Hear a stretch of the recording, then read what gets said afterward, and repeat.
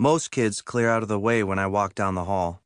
They're like campers in a forest who spot a grizzly and scramble up a tree to hide, or in this case, climb into a locker.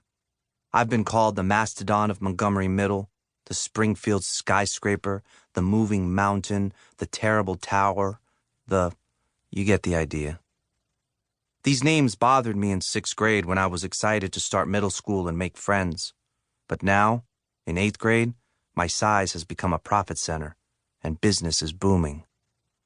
Take these 2 kids sitting down in the back corner of the library, my office, fidgeting like I'm going to eat them or something. One is practically chewed off his fingernails, and the other one's leg won't stop bouncing. I hear them whispering. "What?" I say. "Is it true," the kid asks, "that you carried 42 chairs to the auditorium by yourself?" I stare. Yes. Actually, it was only 8 chairs, but these are the kind of rumors that are good for business. Incredible. They start whispering to each other again. "We're wondering if we could procure your walking services, Mr. Marcus." Don't call me that.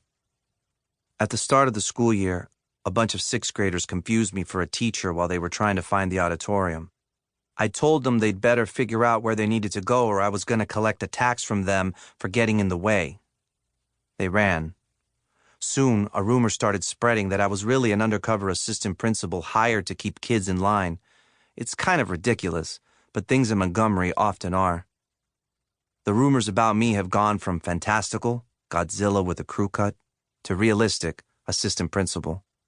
It's really annoying, but like I said, I found a way to make it work for me. These 2 kids are here for my walking service, the crown jewel of my business. $5 a week to walk each of you to school, I say, and $5 to get you home. Your total invoice is $10 per week. Each of us? The kid seems surprised.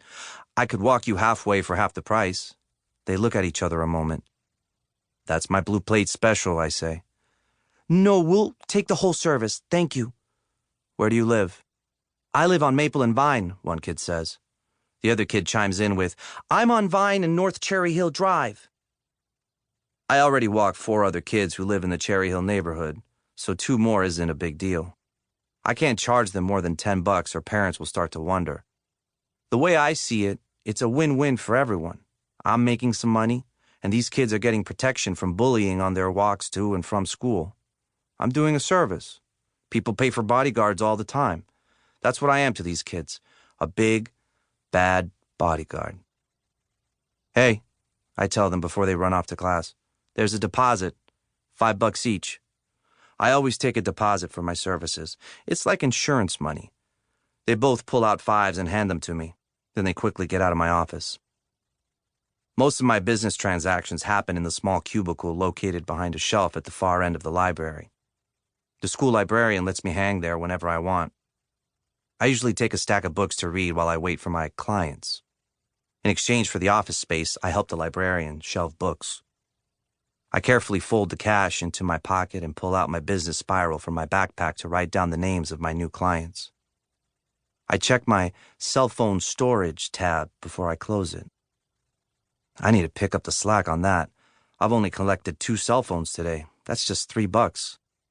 Here at Montgomery, there is 0 cell phone use during school hours. Kids were getting their phones stolen and or thrown into the lunchtime garbage can by older kids. Trust me, you don't want your cell phone tossed in there. I don't even put my own garbage in there. Besides all of that, Principal Jenkins said students were spending too much time texting and using social media. Some parents cheered Principal Jenkins' decision. Others, not so much. In the end, a compromise was made. Kids could have a phone in their lockers, but were not permitted to carry them around. And they definitely could not have them in class.